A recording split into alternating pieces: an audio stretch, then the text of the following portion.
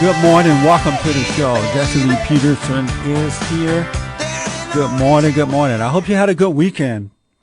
I tell you, it was Mother's Day on Sunday, this past Sunday. And happy Mother's Day to all mothers out there. It seemed like it was a major holiday yesterday. It's amazing. Flowers and it was like a major holiday. So I hope everybody had a good Mother's Day. Enjoyed your dinners, hanging out together. And again, happy Mother's Day to all the mothers out there. Jesse Lee Peterson is here. 888-77-JESSE is the number if you'd like to call in. 888-77-53-773. 888-77-JESSE. And Jesse is with no I. There is no I in Jesse, all right? Let's see here. A couple news items I have for you. Farmers Branch, Texas. Farmers Branch, Texas is a suburb of Dallas, Texas. Became the first in the nation Saturday to prohibit landlords from renting to most illegal aliens. The voters, they voted in Texas, Farmers Branch, Texas, that landlords cannot rent to illegal aliens. That's a good bill. The people are taking it upon themselves to do something about the illegal alien situation. The government won't do anything, just lie to us year in and year out. The ban was approved by a vote of 68% to 32%. 68%. That's a large number of voters. So the landlords cannot rent to illegal aliens anymore. The ballot marked the first public vote on a local government measure to crack down on illegal immigration. And if the proper managers insist on renting to illegal aliens, they will have to face a misdemeanor and charge of a fine up to $500, misdemeanor, and punished by a fine up to $500. Of course, it will be fought. There will be a fight in the courts. Pro-illegal alien supporters say that they will fight this measure in the courts, and they want to hold back on enforcing this new law in Texas there until they can fight it in court. But the illegal alien representatives say that they're going to take it to the Supreme Court if necessary, that they're ready to fight this. Can you imagine that anyone would, and any citizen of this country would fight to protect criminals like that? That's amazing. But Farmers Branch, Texas, is the first to vote in a law that prohibits landlords from renting to illegal aliens. And it was approved by a vote of 68% to 32%. Jesse Jackson Jr. asked black Democrats to support a vote for Barack Obama. Montgomery, Alabama Democrat Conference heard U.S. Representative Jesse Jackson Jr. appeal for their endorsement of U.S. Senate Barack Obama in the state presidential primary this past weekend. I think most blacks will vote for Barack Obama anyway, simply because he's black and he's a Democrat. I know that there is a love for Hillary Clinton among blacks in this country, liberal blacks, but I think when it comes to voting for a black Democrat, especially someone that Jesse Jackson and others are behind, I think that person will get the vote. Barack Obama is black, he's liberal, he will get in. All right, 888-77-JESSE, 888-7753-773, 888-77-JESSE. Lines are open. I had a very good weekend, very hot in Los Angeles, but a very, very good weekend. Let me, I have for you today, this first hour, Reverend Tony Byrd. He is the pastor of Antioch Progressive Church out of Sacramento, California. Reverend Byrd, thank you for coming on with me this morning. Good morning to you. Good morning, and let me clear up one thing for you there, Malcolm. I'm the associate pastor here. Oh, okay. The pastor is Dr. Curtis Mitchell. Associate. Yes. I'm Jesse. My name is Jesse. Malcolm is the producer that you spoke with this morning. Okay, Jesse. All right. Yeah. Tell me a little bit about you and your church, Pastor Byrd. Well, Antioch Progressive Church was started by 55 people about 22 years ago.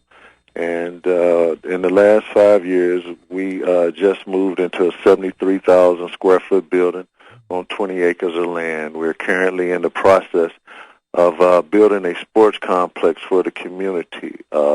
We have 15 acres that the Job Corps has agreed to build for us. We're putting in a soccer field, baseball diamond, softball diamond, a tennis court, 2 volleyball courts, and 6 NBA basketball courts. Amazing. And what's the membership there now? The membership here now on record, there's probably about 1,500, but we are a community-orientated type church. Oh, okay. And when you say progressive church, do you mean liberal? No, we're a Baptist church. The progressive is, and our tagline is that we dare to be different. We feel like that we're a cutting-edge type church. We do a lot of things that a lot of churches don't do. We have a food program that feeds about 40,000 people a year. We have a summer youth program that's coordinated with the city. We have a summer free lunch program. Right now, we have a contract with juveniles at risk, and on our second floor, we have a high school here of young kids that this is their last opportunity before possibly a juvenile or jail. And I wanted to talk to you about that, but let me first ask, you say you dare to be different. Most black churches are doing those things already. How are you different? Well, maybe most churches and a lot of communities that you deal with, but in this community, we do things a little different. We take different approaches to situation. We are a training church. We don't care what church you come from. If you don't come from a church, if you come in, we'll train you. We're not trying to hold you. We feel that anything we do is for the kingdom of God and not for Antioch Church. Oh, okay. Our pastor mentors 34 pastors across cultural denomination lines, and we share whatever information we have with anybody, and our doors are open to anybody. What will it take, Pastor Byrd, to rebuild the black family? Oh, no, I'm sorry. I want to ask you this first. I forgot about this.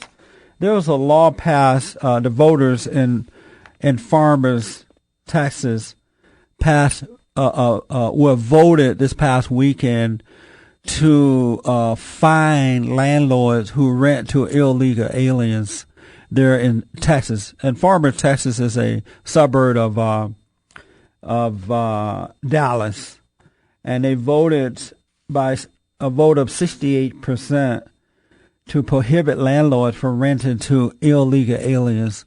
What do you think about that? Well, I think that's a more of a government matter than a church matter, because for us, we are scriptural based, and we know that all people matters to God, and we look at people's spiritual welfare. We help start Sacramento area congregations together, and anytime that there's social issues, we normally turn them over to that part of our religious sect that we've helped to create to handle different type of issues that come up like that. Some of the Catholic churches are harboring illegal aliens, trying to prevent them from being deported. Do you support churches harboring illegals? Well, our church, we don't support anyone that breaks the law. Yeah. Again, situations like that, we have created an entity that handles that, and that they have are connected with the government, and so they work those things out. So when you say you have a department that handles that, if an illegal were to come to your church, would you report or turn them over to the INS, or will you keep them? Well, Brother Jesse, how would I know that that person was illegal? When you ask? Why would I ask? Why would I ask a question like that? Because of the impact that it's having on our country today, and especially the black community. Well, what do you think should be done about illegal aliens? I mean, your personal opinion about it. Do you think we need to close the borders, deport them? Is there anything that we need to do about illegal aliens? Well, I lived on the border. I lived in Tucson, Arizona, so I lived on the border, and there was a lot of people that lost their lives trying to come into the United States. And I think it's a government issue that people need to sit down and come to the table about how we're going to deal with human rights with all people, not looking at, if they're illegal or what. How do we deal with human rights that affect people's lives? That's what we're most concerned with, and that's what I would be most concerned with. How do we deal with people that are hurting and people that are suffering if they're in the United States? How do we deal with that? But, and for some reason you're not answering me, and I'm asking you on a personal level, should we close the borders and deport illegals, or how do you think we should handle that, Reverend? How can you say close the borders? That means that we would have to put the Coast Guard out all the way around the Atlantic to the Pacific Ocean, and we would have to close that border also. And if that was the case, the United States would not have been the United States, because I think everybody that came here originally was illegal immigrants. Is that right? Not illegal immigrants, no. People came here. I'm sure you could find some, but most people come here legally.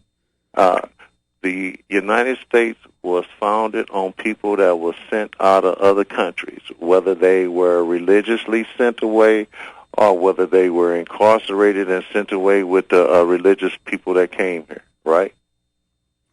I don't understand what you're asking me, Reverend. Most people in this country are coming in legally. They come through the front door, not the back door.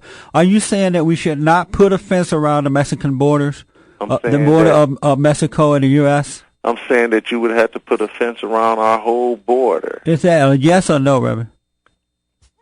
Well, I'm not. I don't feel comfortable with a yes or no answer because, again, it's about people to me, and it's not about where they from or what they look like, because we being black people are the last ones to try to shut anybody out of anything. Let me take a quick break, Reverend. 888-77-JESSE, 888-77-53773. Lines are open. Reverend Associate Pastor Tony Byrd is with me, Antioch Progressive Church out of Sacramento, California. Be back in a moment. Okay, welcome back to the show. Pastor Tony Byrd is with us for this first hour. He's with Antioch Progressive Church out of Sacramento, California. There are callers waiting. We will get to your callers in a minute now. Just be patient with me. 888-77-53773 is the number. We have a line open there. If someone want to jump in and take that one. One last question, Pastor Byrd, about this illegal alien situation. You said that blacks should not support deporting and closing the borders of our country. I'm saying blacks we ought to be affectionate and understand the plight of anybody that's suffering. That's the bottom line. That's all that I'm saying. I don't have an opinion on opening or closing the borders because, again, that's a legislative issue, and I don't deal in legislation. I deal in people.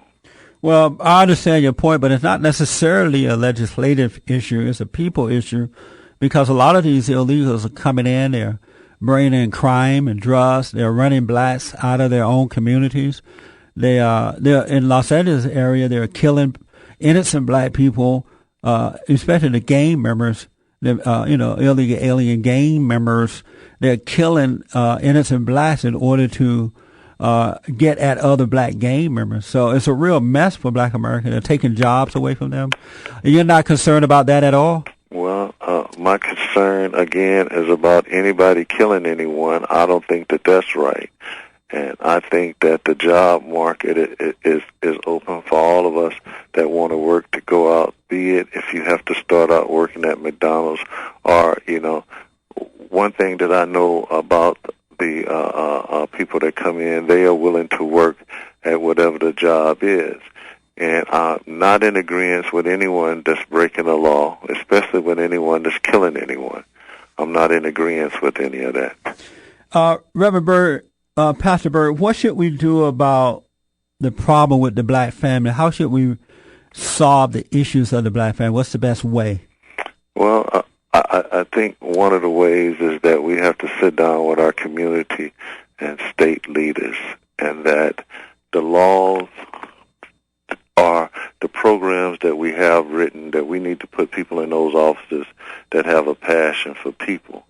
Because I sit on a lot of boards, and for instance, I was on one board, and they were trying to reach the older black people and the younger black people, and their method of reaching them was to put advertisement on the internet, put up to advertise on country or soft rock stations, and that won't reach the elder or the younger blacks.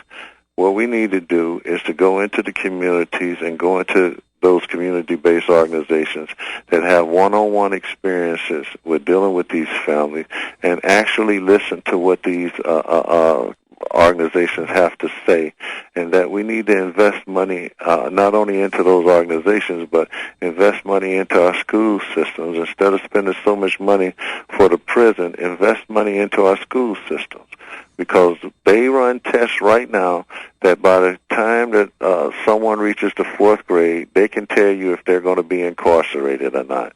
If you can run a test to say that that person is going to be incarcerated, then we should be spending resources into trying to change the direction of the life of that individual. But most of the public school system around California, for sure, they get lots of money. Money doesn't seem to be the issue, but what seems to be the problem is that most of the teachers don't really care, and the kids are out of control. They won't listen to or respect authorities of the school system, the authority of the school system. They're teaching homosexuality in the schools, or they're teaching the children to hate America, how to have an abortion without telling your parents. It's not the lack of money, but it seems to be the lack of value.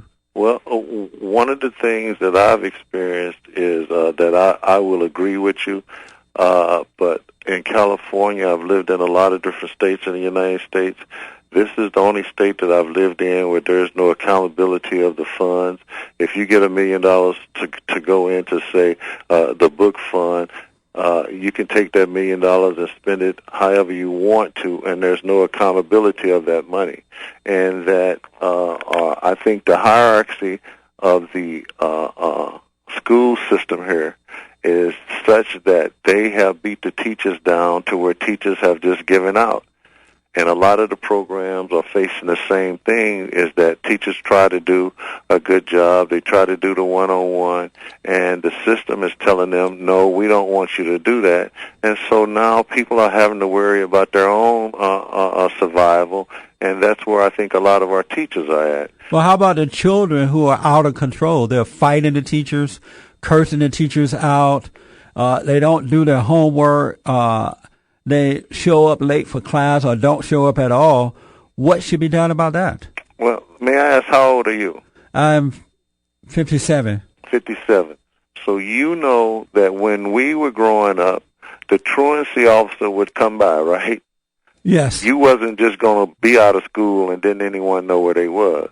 You know, when you are laid off your truancy officers, when you've laid off all of those people that hold the standards high, then what can you expect from these kids? If you have teachers and the teachers are not allowed to set the standards and maintain those standards at a high level because everyone is worried about that ADA money, because it's all about the money and it's not about the welfare of the child. It's not about the welfare of our society. And that's what we're facing right now. Everything is about the dollar. But how about the home life? I noticed that most of these black children are coming from single-parent homes, whereas the fathers are not there. 70% of black babies are born out of wedlock today. Well, and so it seems as though from the home to the school, there is no value, no God. Mothers are having babies by everybody and their mama. The daddies are out making babies by everybody and their mama. Can we solve the problem in the school without solving the lack of values in the homes? Well, one of the things, again, I'm going to revert back to your childhood and mine because I'm 50. The churches have to play a bigger role in the community. I'm not taking the responsibility away from the parents, but I'm saying that when I grew up in East St. Louis, Illinois. That's one of the roughest, I would say one of the roughest cities in the United States, and I've been in a lot of the ghettos throughout the United States. But the churches, every summer, they got involved on a weekly basis, and they were taking us to different things. They would take us to the zoo. They would take us to the planetarium. They would take us skating on Wednesdays. They would show movies. Back then, we didn't have all the cussing, all the killing in the movies, and they would take a greater interest. And us as black men and black men need to be more involved in the churches, need to be more involved in the communities. But you know, the problem with that, Reverend, is that the churches are very weak. The black churches are weak as well. Most of the black preachers are not called by God. They've been called by their mama. Black women are becoming preachers, so they're taking over the churches. And so it seemed that the problem that we're having in the homes is now has filtered down to the churches as well. And black men, not all, but most seem to be afraid to deal with the black woman. They let her take over and rule. As long as the black woman is ruling, you're going to have this type of destruction. Am I right about that? Well, one of the things that, there's so much controversy surrounding that, but one of the things that I can say and that you can tell your listeners is appeal to the men and have those men that are in positive roles to step up and start being mentors for some of these kids, especially some of these young men, to get involved in organizations that's not about who's in charge, but about what can we do for the kids. There's a deputy sheriff here that started what's called the OK Kids program, and the OK is for our kids. And they mentor around 150 black males every Saturday at one of the schools. They also get a lot of the men in the community to come out and spend time with those, with study halls and with trying to show them. Reverend, all those things are good. You're absolutely right about that. But why not restore the family? Why not teach or encourage black folks to stop having these children out of wedlock? Why not encourage the men to get married so that it could start in the home first? But you have to pick a point to start. You see, if why shouldn't that be in the home? If we start with the young black men, showing them how to be black men, then it's going to transfer into the home. But why not just show them how to be men rather than black men? Well, I use the word black because you was using the word black. And I agree with you. It's about showing them how to be men. But shouldn't we start in the home first? Because there is no, for the most part, not all, of course, but most black people today are suffering not because of racism, but the lack of moral character. Most blacks are immoral, and it starts in the home first. So shouldn't we start there first? But you know, there's an old saying, you can't teach an old dog new tricks. So what I'm saying... Meaning that you can't teach them to be moral? I'm saying that you have to get a younger generation. You don't give up preaching and teaching and trying to teach those values in a 20, 30, 40, 50-year-old society. But what we have to do is also start at those younger ages and start building that foundation as that foundation was built in us, so that they will understand life, they will understand manhood, they will understand how to treat women, they will understand that you have to work a legitimate job, that all money is not good money. They can understand that you need an education. It may not ensure that you get the best job, but it ensure that you have the skills that you need to analyze and to... Do you agree with me that most blacks are suffering not because of racism, but the lack of moral character? I would agree that it's a combination of different things, and I don't think that there's one thing that you can point at and say that's the cause of it. Is lack of moral character one of them? It's one of the things that we've lost in our community because as black people, we've always had those principles, we've always had those morals, and those were instilled in us. How did most black people lose the value system that we had? Well, this is from a personal opinion. Right. I think that when we began to be able to move out into all of the other neighborhoods, and we began to so-called get those jobs that we've always wanted, and then when society came up with that rule that we need to hire someone of color and then a minority. What I saw happen in America was that they hired the black woman. They took away two positions. One was the minority, and one was the color issue. Because when they were fighting for women rights, it was about getting a woman, and then if we get a woman and a black woman and put her in that position, then we've now taken two of those rights and combined it into one. Let me take a quick break. 888-77-JESSE. Back in a moment. Okay, welcome back. Jesse Lee Peterson is here. Good morning. Happy belated Mother's Day to all the mothers out there. I hope you had a good Mother's Day on this past Sunday. 888-77-53773 is the number. If you'd like to call in, we will pay for the call. 888-77-JESSE. Pastor Tony Byrd is the associate pastor of Antioch Progressive Church out of Sacramento, California. We got to tell you how to get in contact with the pastor and the church when you're in that area there. We're talking about rebuilding the family. We're talking about what his church is doing in order to restore the family. And they work with all people, but my focus is on the black family. I want to go to some calls. I want to take a call, Reverend. People have been waiting for a while. Let's go to Ronald out of Los Angeles. Good morning, Jesse. Ronald, thanks for calling. You're on the air. Yes, sir. I totally disagree with your guest. I mean, everything starts, and we're all in the same age range, it starts in the home. I mean, when you look at a mother of another species, the teaching starts within the immediate family, the mom and the dad. Yeah. And for this gentleman, which I believe is diluting and distorting. Yeah. Are you near a fax machine or something, Ronald? No, I'm not. I have the computer on. Okay, I hear buzz and noise. Go ahead. Okay. But in any event, my whole point is that everything, I don't know if that's coming, okay, everything starts at the family. It doesn't start in an institution. It doesn't start in a church. It starts at the family. Let's get a response. Let's get a response from Pastor Byrd. Brother Ronald, I didn't disagree with that.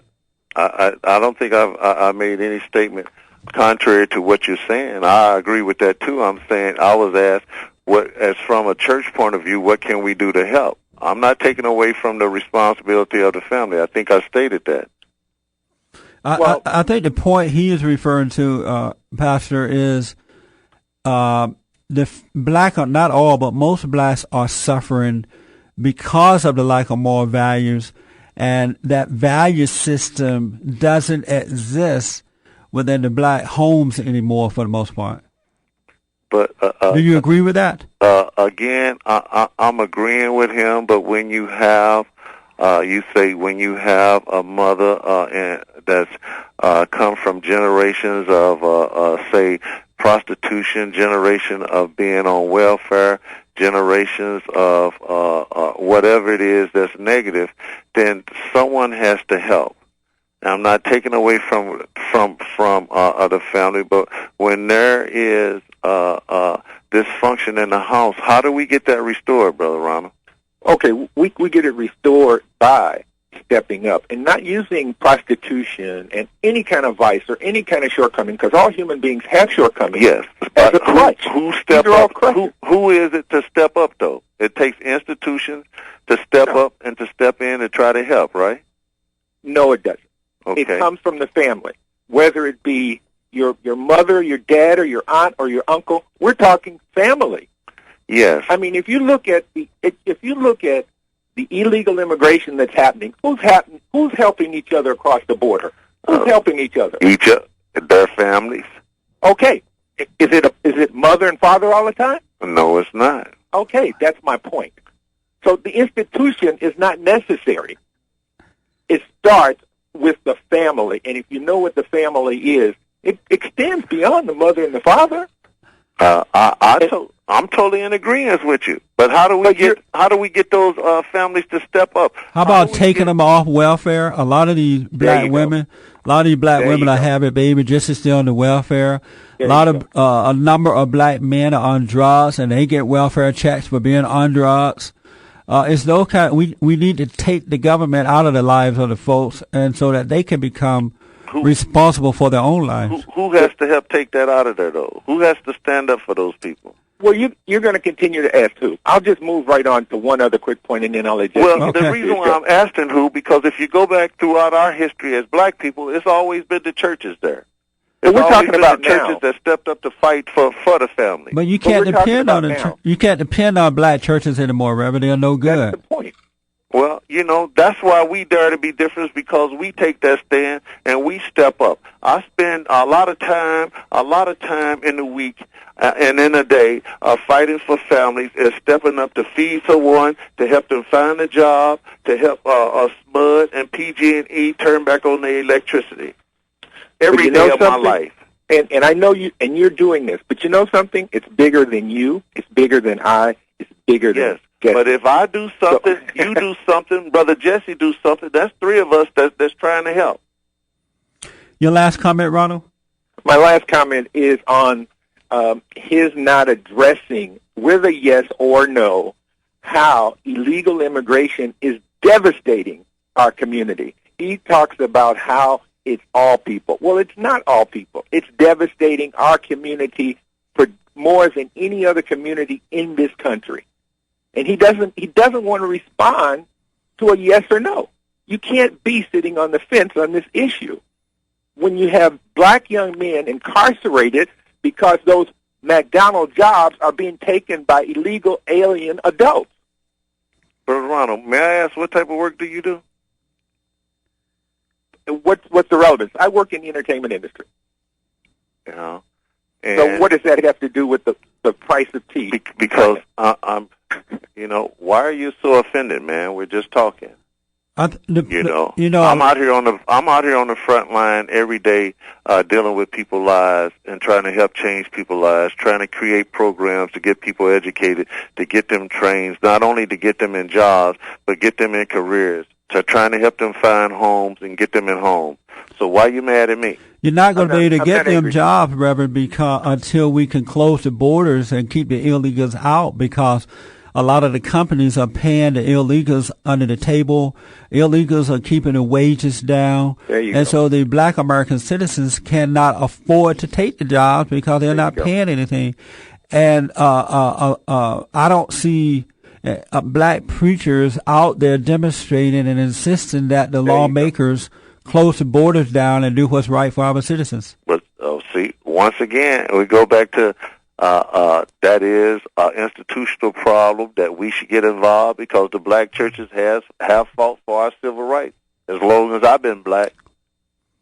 So are you saying that preachers should insist that the politicians close the borders? The black preachers should insist that?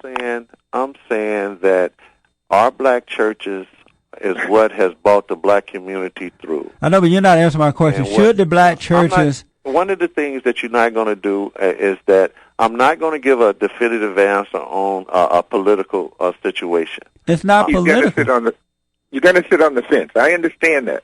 And Jesse is asking you, as I have asked you, and we don't, and you're not being, you don't want to be challenged. You want us to stand there and not take a position. And that's why we are in the situation we're in. It's ministers like yourself who do not take a position, or yes or no, because they don't want to. This is not about us. It's a much broader spectrum. You know, Jesse, if I took a position, you wouldn't like it. You're not going to like the position that I take. What position is that? You know, and again, I'm not going to be forced into that because of the fact that the problem stems far more than the border. When the border was shut down, black people were still suffering the same thing that we're suffering from. The borders have never been closed. And I don't think that you can point fingers to the border and say that's what the black people problem are. I don't think that that's what the problem is. It's a contributing factor. I agree with that. I will totally agree with you on that. Ronald, thanks for your call. I appreciate it. You're welcome. All right. 888-775-3773. I just want to ask one question, a follow-up question from Ronald, Pastor. Black politicians like Maxine Waters, the Black Caucus, really. Yes. They are not fighting for black Americans. They tend to lay back in hopes that somehow or another Mexicans are going to like them and vote for them. So as a result, they won't stand up for the black community, especially when it comes to issues like illegal aliens, overcrowded public school system due to illegal aliens infiltrating the black community, the black gang violence within the black community. There is out of wedlock birth, homosexuality. All that stuff is just out of control within the black community. But there is no outcry. Abortion. There's no outcry from black preachers or black politicians. Why is that? Well, and these questions that you asked are questions that I asked, and one of the responses that I get is that, would you rather have no blacks in the caucus fighting for some of the things that we got, or blacks in there fighting and we winning some of the battles and all of them we not winning? When they make a ridiculous or ask a ridiculous question like that, what do you say to them? You know, I from being out in the public and from dealing with a lot of different situations, I understand what the undertow is. And that is, it's better to win and to fight some battles than not to be any of them and lose them all. What are they winning? Give me an example of something that they are winning.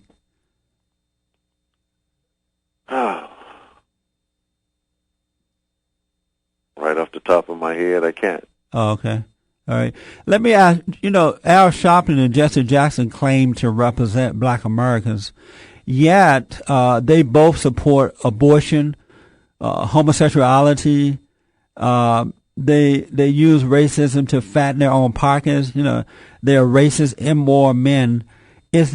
Are they the type of representatives that we need in this country under the pretense of representing black folks, or should we all denounce them? Well, I think what we all need to do is that I've seen one of the town hall meetings that was held on KTVU. Right. that's going on around the country. And one of the things that I heard some people say, and that I was very respectful of, is that we all need to stand up and represent who we are and what we are, and represent our community. And we need to not quit pointing fingers at someone and at someone that's out there until we stand up and come together.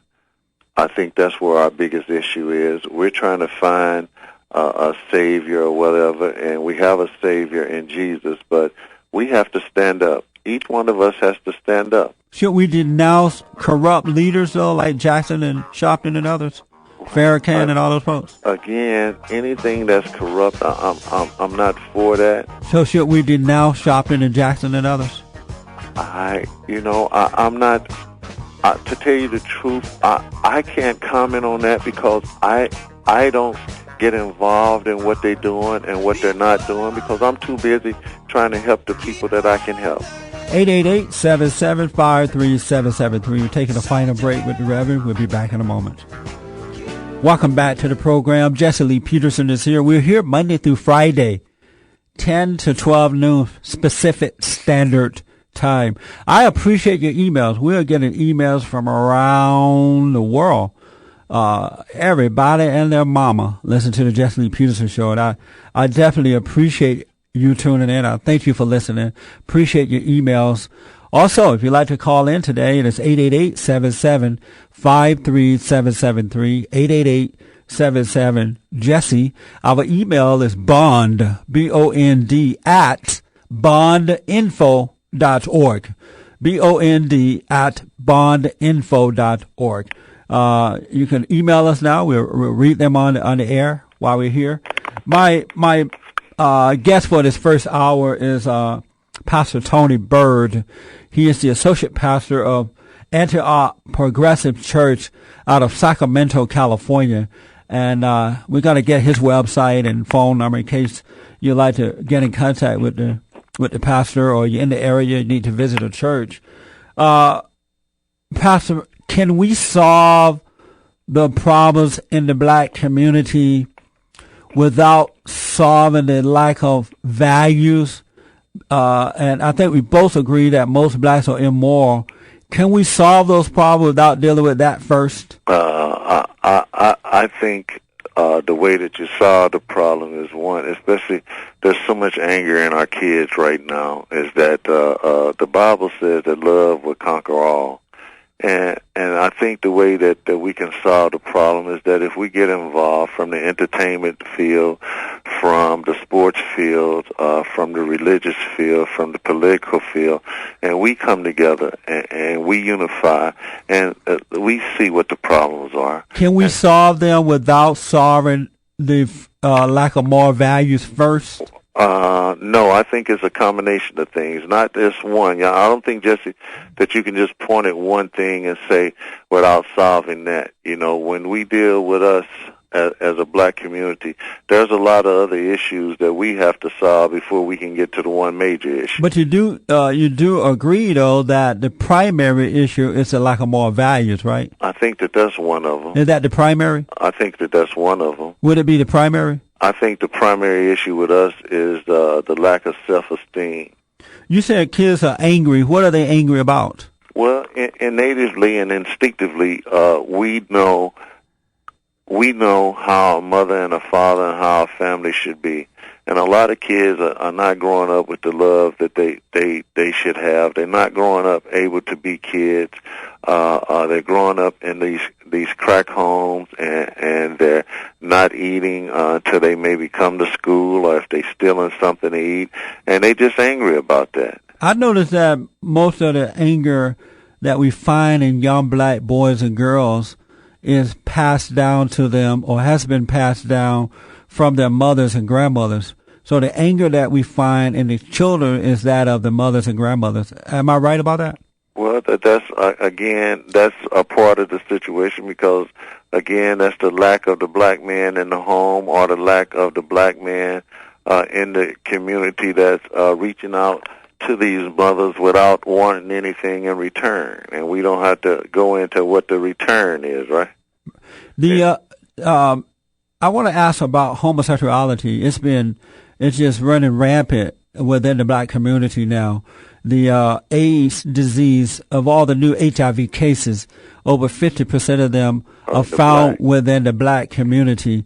Is that due to the lack of values or something else? Again, I think value is one of the things. I think it's the lack of, it's the brokenness in the family. It's the lack of the identifying what a man looks like in the home. When a lot of these homes, as you speak of, are I think close to 70% of the black homes are single parent mothers, and a black role model male is missing. Do you support same-sex marriage? No. How about, so you're against that? Well, that's good. At least that's one thing you went right to the forefront with. It's in the Bible, man. And so should we be fighting against that within the black community? Yes. I may have a different view from as you see from a lot of other people. Right. I think we need to spend more time trying to fight for the family and trying to fight for getting our kids educated and trying to fight and to show these people are rich. These young kids are rich black heritage and what we've already been fighting to get to, so they can see what they need to fight for.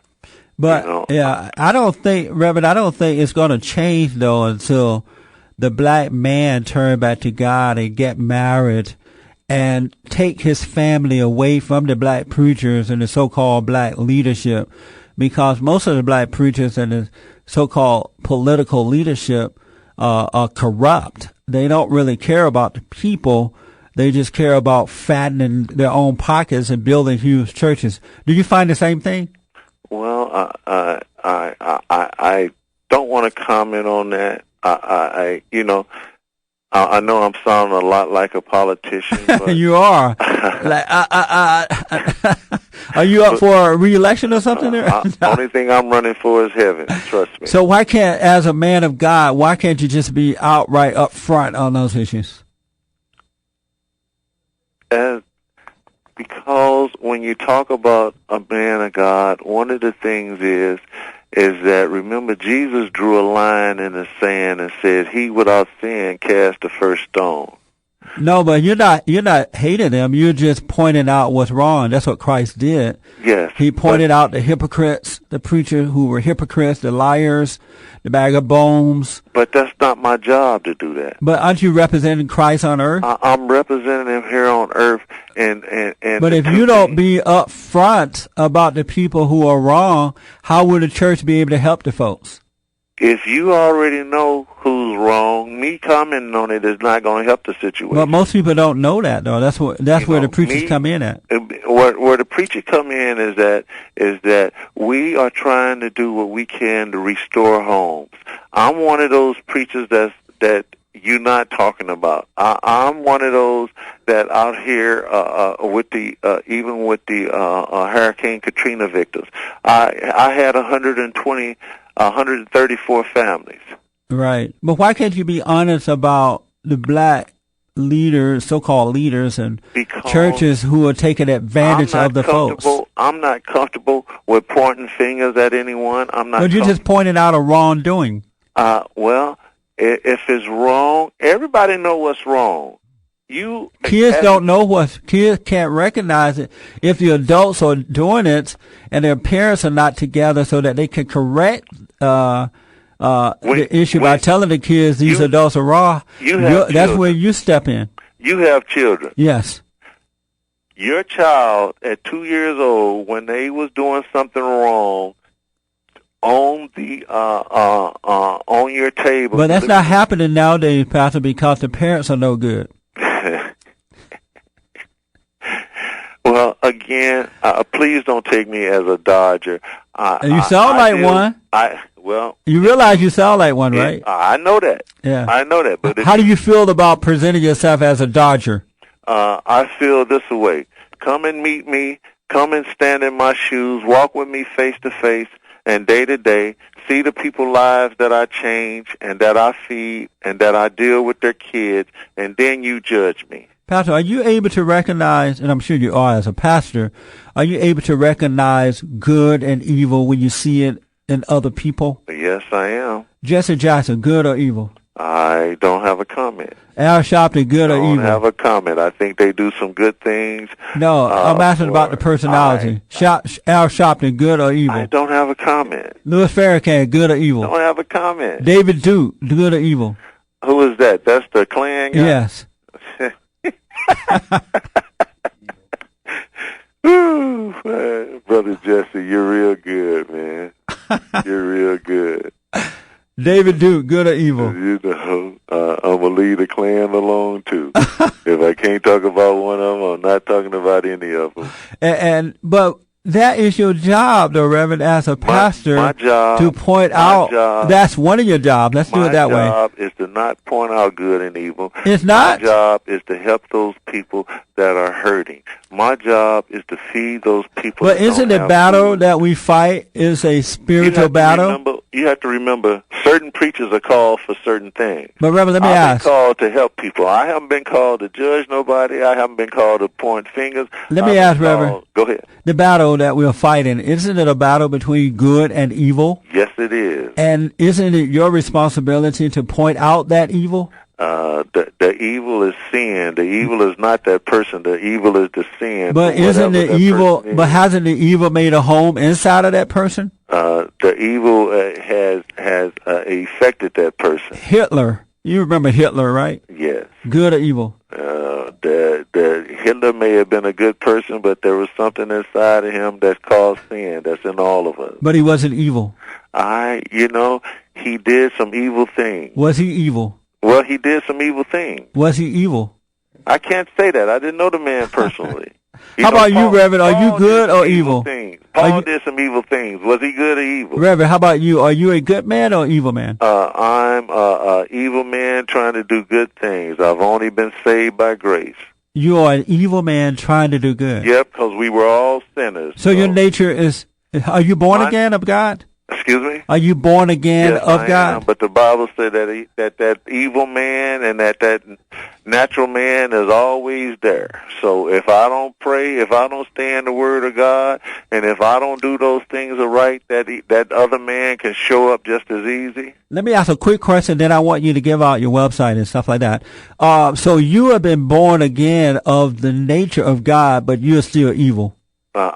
No, I have the evil nature. If you look in scriptures, it'll tell you that old man is still existing. Even though you've been born again? Even though I've been born again. Where is that scripture? Let me get a Bible here. While you're looking for it, give out your website, Reverend. I don't want to run out of time without doing that. Well, it's going to be in Romans where you talk about the old man. But it says that the old things are passed away and all things are new. Yeah. So if you are born again of a new nature, how are you still evil? Because the Bible says that old nature is still there. It doesn't say that. It says it passed away. It says, yes, but it's still there. What's your website, Reverend? We have about a minute left. You can go to Antioch. PBC.org. That's Antioch. ANTIOCH. P as in Paul, B as in boy, C as in Charles.org. Is there a phone number you'd like to give out for the folks? Well, yes, it's 916-665-2600. Well, Reverend, did you find a scripture that says that once you're born again, you're still evil? I'm trying to look for the scripture that says that old man is always hanging around. All right, well, you know what? We have about 30 seconds left. I'm going to have you back. I really appreciate you coming on with me, Reverend. You're very welcome. It's been good. Thank you so much. And one thing I like to say is to your listeners is please don't think that I'm a dodger. I'm out on the battlefield daily, helping people to try to change lives, and that's what we do here at Antioch. Thank you, Pastor Byrd. I appreciate it. All right, you're very welcome. Bye now. Bye. 888-775-3773. We have another hour coming up. Don't touch that dial. Be back in a moment. Well, amazing. That went by fast. Amazing how fast that hour went by. It is Monday. Let me move my lips to get them working properly here.